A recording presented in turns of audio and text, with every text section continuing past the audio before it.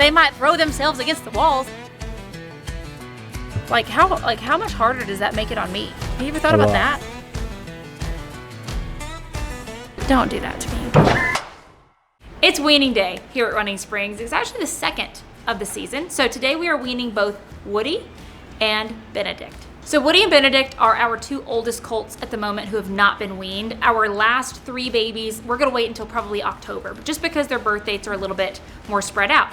The reason we're having to do multiple weanings is because we keep having more babies every year, and then their birth dates just keep being more and more spread out. And so we want to make sure that we wean in a timely fashion, not only for the mom and baby's sake of just being separated, but sometimes babies grow too fast, and then we need to limit their intake, meaning like how much they're eating, and that's all vet recommended. Sometimes the baby might be dragging the mom down. Maybe they're, the fact that they're still nursing on them is making the mare have health issues. There's different reasons to wean earlier versus later. We like to wean around 6 months.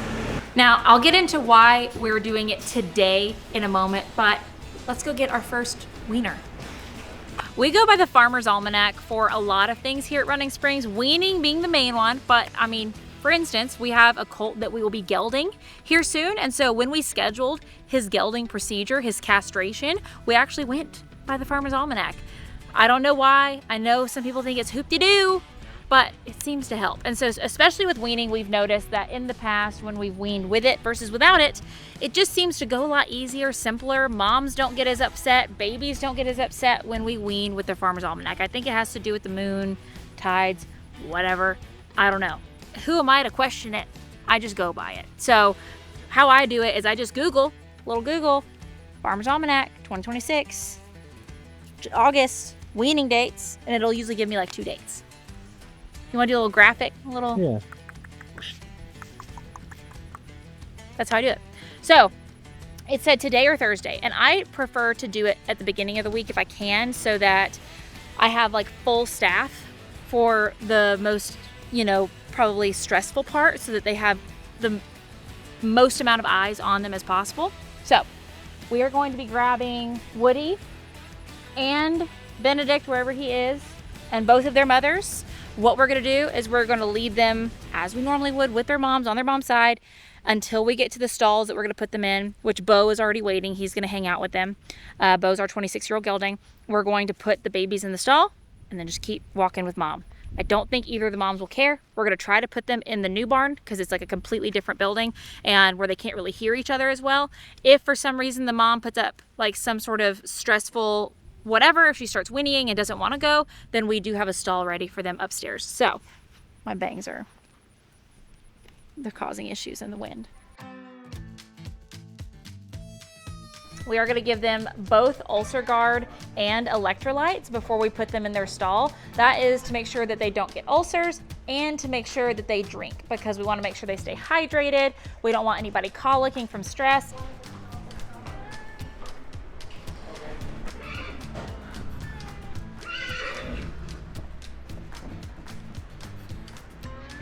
So generally what we'll notice, like behaviors we'll notice during this initial time of like, oh my gosh, where'd my mom go? Which I know it's sad, it really is, but it has to happen, especially when they are as big as Woody, not just for like, sucking his mom down, meaning like taking her nutrition away, but if they grow too fast, it can actually cause developmental issues. And so we've already, had issues with Woody in the beginning where he was so cramped in his mom's uterus that he had to be like splinted and even had a superficial ligament cut in order to relax his tendons. That's not common, but it happens with big foals like him. And so we were already trying to limit his intake of calories for now, just so he didn't grow too fast, and he's still gigantic. So the things we'll see is maybe they'll holler, they'll whinny a lot. Maybe they'll have like a little bit of loose stool, which we keep an eye on. If it persists, we'll usually have, vet interference, whether we're using something like biosponge to firm it up or whatever. We will sometimes notice them pacing.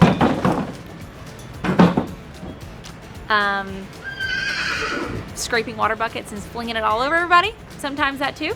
But he's not as like vocal as I've thought he would have been, honestly. He's kind of just checking everything out, which as we move away, that might get worse. But my thought process when I put Bo here was to give him something to like focus on that wasn't about his mom. Like, he's never seen Bo, he's never talked to Bo. So now having Bo here as his quote unquote little babysitter, then it gives him somebody to be like, who are you? Talk to, not notice my mom's leaving, that kind of deal. And we also just didn't want him to be by himself while we were getting Benedict and things like that. So that's number 1. Now let's do number 2. So just the same thing. We're gonna leave them up here, give them ulcer guard, electrolytes, make sure they're drinking, make sure that we protect their bellies if they are stressed out during this process, that they don't get ulcers, because ulcers are, you know, yucky to have to deal with. You wanna prevent them. So we're gonna do that, walk them through, put Benedict next to Woody, and then continue on. Lexi makes me a little more nervous than Indy. She's never done this before, so we'll see. So Lexi's never done this, to my knowledge. I don't believe she's ever had a foal weaned, because I think this is her first foal. She came from a reset farm, so I'm not quite sure. She is not a fan of her meds. And now Benedict gets his. He also does not love it. So now we are going to just walk him like normal. Benedict's gonna go into this stall right here next to Woodrow. And then Lexi's gonna keep walking. We will have someone walk with her, just so that in the case that she is upset, then maybe she comes back to this barn. We don't want to have to make the long trek if she's gonna be, you know, maybe rearing, or I don't know, like sometimes you just never know what they'll do. The last mama did not care. Okay, so Lexi has walked off. Did we get a little drink? Okay, did we just realize that we're by ourselves? Woody, are you gonna tell him all the things? I mean, it's been about 10 minutes since you've been weaned, but you've been doing it longer. Honestly, it's just not, they're doing great. I mean, I think I say that every time. Literally every time I'm like, they might rear up, they might try to come out of this here door, they might throw themselves against the walls, and then they're just like, like it's nothing. And so I feel like that's happening. And I think it's so important when you're weaning to, you know, unless it's just something drastic happened and you have to wean early or something like that. Like, this is probably on the earlier side of when I normally do it, because they were just both big boys and I think it was time. But they were starting to independently graze away from their moms, like across the whole pasture. They would go try to nurse on their moms and their moms would kick at them, you know, things like that. Neither one of my mares were being dragged down. I don't think. Indy, her body just like has a more dropped belly with her age and the amount of time she has spent as a broodmare, so she always kind of has a rib look to her, but she's like huge. She's definitely not hurting for calories. So I think it was great, and this shows I think that it was good timing, because neither one of them are like throwing a big fit. I'm hearing very small bits of just like, ha, you know, and the fact that they're already best friends definitely helps. So let's go check at the new barn now on the mares, because I think Indy's gonna be fine. And this is their first time that we're weaning at the new barn, which they had to walk kind of a far way, but in my opinion, it might help more, because then they can't hear each other whinnying. So let's go to the new barn.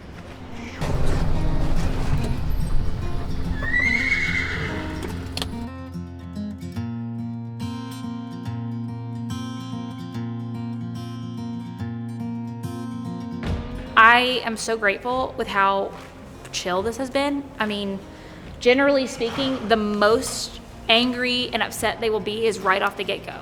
They usually don't get more angry the longer we go, or the more like fretful the longer we go. Generally speaking, the like whinnying and the pacing and the diarrhea and all that good stuff is gonna be. That's just because she didn't like Monica. That's not because she cares about her child. So the fact that we're already at the point of like, I haven't heard a whinny other than them squealing at each other. So what we're gonna do is I'm gonna do updates on my other socials, like Snapchat and on like TikTok and stuff like that throughout the day. But for y'all here on YouTube, it'll just be a little, and we're gonna be Wednesday putting them out in the arena. Woody and Benedict.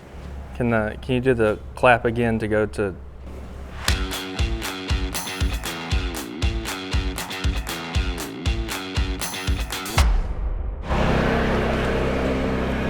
broken. Oh no. You got a You poke know, bowl? I really wish that I was the fish vegetable type.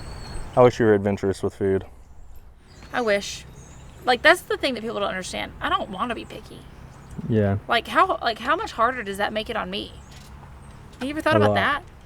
Anytime somebody does something cool and somebody goes, oh, she ate, I'm going to cut to that bite. As you should. What are you eating? A little quinoa? A little poke bowl? Yeah, poke, yeah. Poke? Okay. Okay. Okay, doke. And now it's Wednesday, so we've already put Indy and Lexi outside. Those videos are on my other socials. They did great. They were just ready and happy to be stretching their legs out in the pasture. But Benedict and Woody have not been out yet, and we like to start our babies just the first time they go out without mama, and we can just keep a close eye on them, and it's a little bit safer footing, that kind of deal. We put them in the arena, in the sand footing. So that's what we're gonna do today. If they're good the rest of the week, then next week we'll start putting them out into a pasture. So what I thought would be fun that I've never really done before is kind of just getting a little idea, because these boys are both rather large. Why don't we measure them at weaning, and then we can see how big they are at like being a yearling or something like that, and see how much they've grown. I don't know, just a silly little idea. Don't do that to me. We'll talk about this later. Oh, are you scared for your life? Mildly. Okay. It's okay. Well, This is better. this is how large Woody is at 5.5 months old, right next to Stephanie, his future trainer.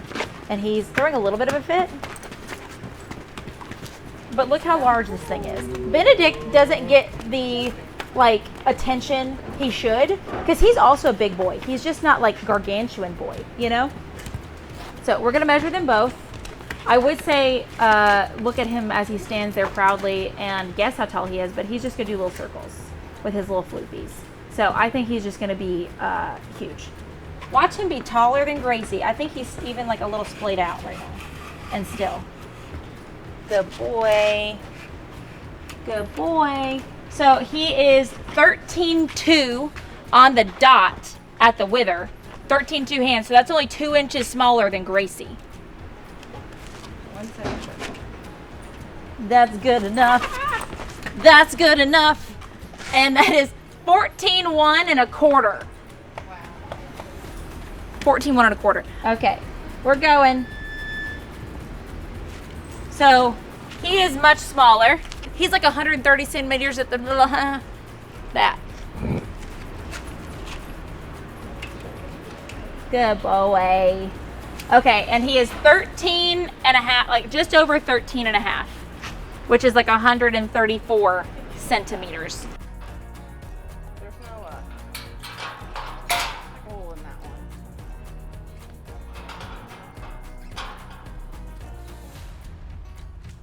So we don't normally leave halters on horses when we turn them out. It's super dangerous. They can get a hoof hung when they're rolling. But when you're supervising and when it could be something that's like a baby that gets a little wild and is hard to catch, it makes it easier. So we just do that like the first time, and then we don't leave halters on anymore. Hi, big guys. Are you going to be best friends?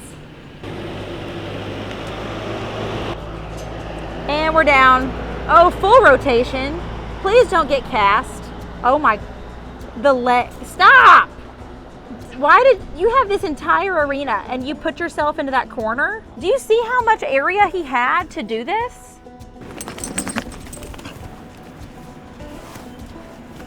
And we're going down again. Don't roll into the gate. Brothers, they both have the same daddy, but look how different moms creates 2 completely different babies. Oh wow. Oh wow. Oh wow. So excited.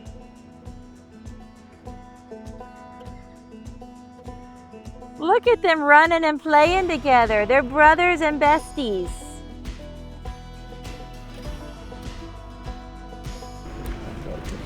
You know, it's served us well, putting babies into the arena first, just letting them get their rompies, and if they want to be a little crazy, it's in sand footing, it's a little more enclosed, you can keep an eye on them a little bit better. If they continue to be good little boys this whole week, I see no reason why they couldn't go out into a pasture next week. What we will do is be careful and put their moms out, not when they're out. So for instance, we're still doing nighttime turnout. It's still super hot during the day. So I think by next week, the mamas will probably already be on nighttime turnout, and they'll be in the new barn while the boys go out, so that we're not having them hear each other whinny, getting them upset, things like that. You're acting like besties. I mean, they already were besties, but that's why I like weaning in at least pairs. Sometimes I'll do, 3 or 4 together, but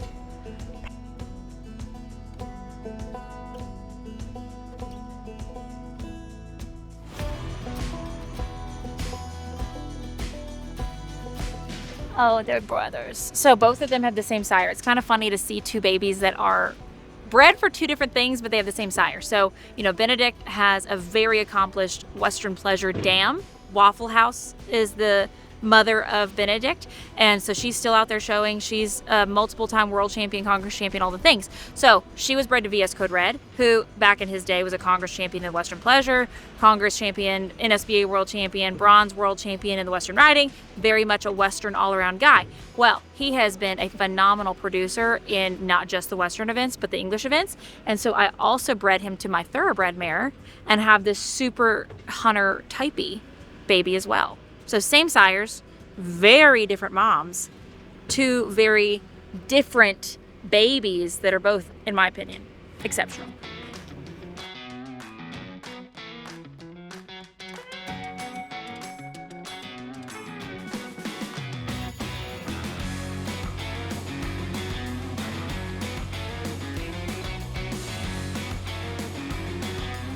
Well, they went from playful to boring pretty dang quickly, which I love. I've said it and I'll say it again.